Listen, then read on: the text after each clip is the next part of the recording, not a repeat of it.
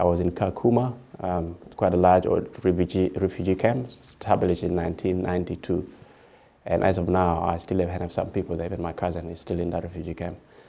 So in the refugee camp, obviously, again, everything is controlled. The food is measured, how much food you ate, you get given. For us, we used to get about 3 kilograms of maize, or could be flour, and that is your ration for 14 days.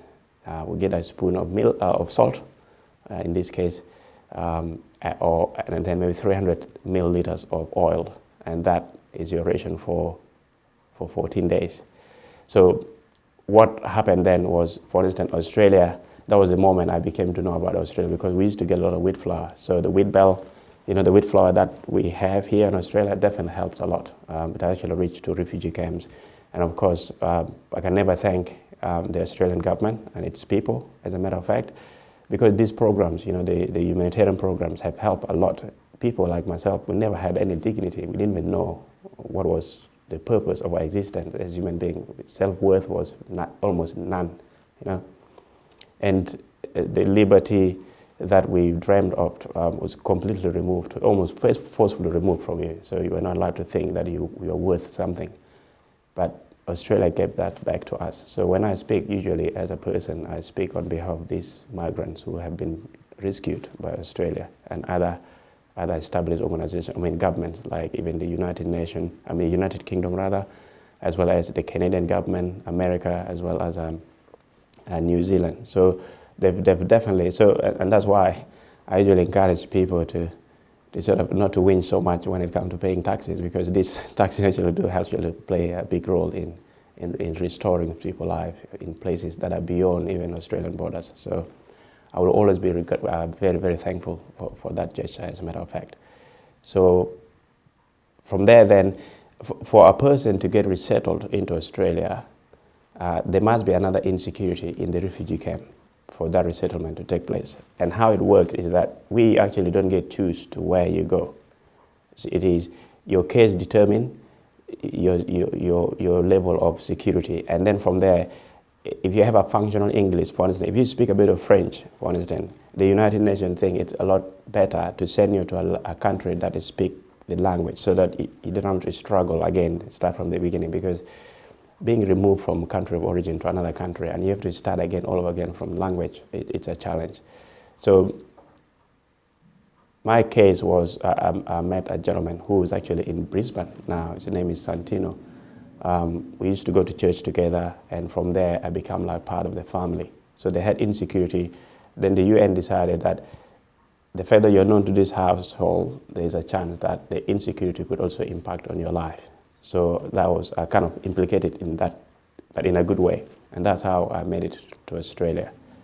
And of course, coming to Australia, then the United Nations High Commissioner for Refugees applied to various companies. They will approach Australian government, that by the way have a gentleman by the name Philip. This is the situation, please help him to go to rescue him, take him for resettlement.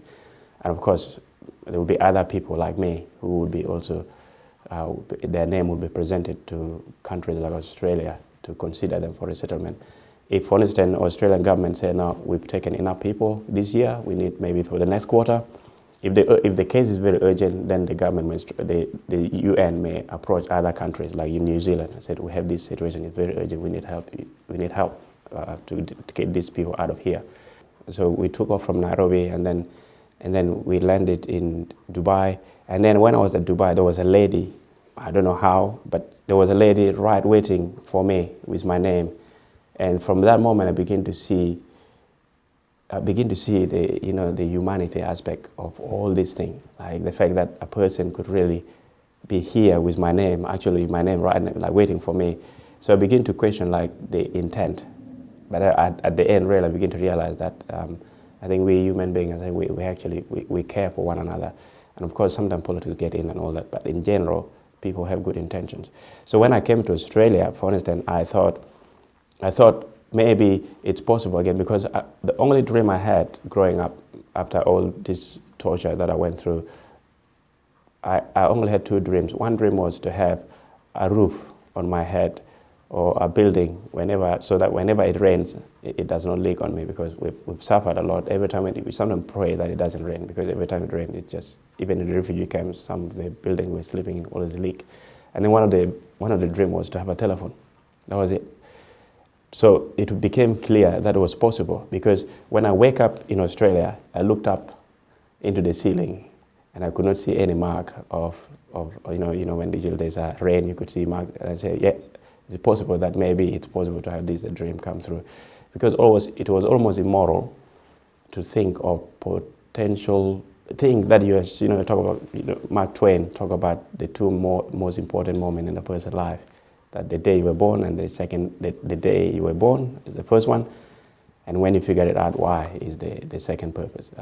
So for me, I thought maybe it was possible for me to figure out my second why. And the second why was definitely possible because of Australia and, of course, the network that I managed to receive here in Australia. So, but I had a very dramatic morning, the following morning. So, first of all, I had a Vegemite in my basket that was given to me, and I could not understand whatsoever. Like, I thought it was a mistake, because the person told me that everything in the basket was eatable, but of course the basket, the Vegemite threw me out completely. I did not understand. And then that same day also I got attacked by magpies, like the birds. So those things begin to and of course I was taking everything literally. So because no one told me all these things. Catching bus was an issue. Even getting to a building with the automatic doors was also a challenge. I get frightened every time when you walk into a building, then the doors split in the middle. Those are things that kind of, to a degree, cause a bit of trauma. Not trauma, but an exciting way.